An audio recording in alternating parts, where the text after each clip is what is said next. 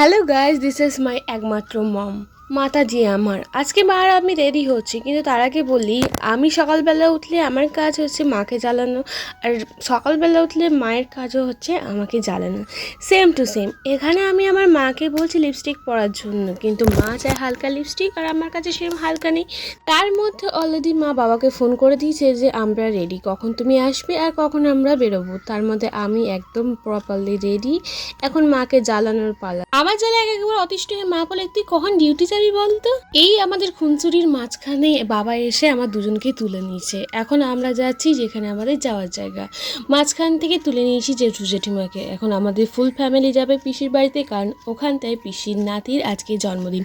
5 বছরের বাচ্চার জন্মদিনে যে এত খাওয়া দাওয়া, এত আয়োজন আমার কল্পনার বাইরে। আমার হাতে গিফটটা ধরিয়ে দিয়ে পেছনে আমার বাহিনী হেঁটে হেঁটে আসছে, আর এখানে পৌঁছে দেখি কেক কাটা অলরেডি হয়ে গেছে, বিকজ আমরা লেট।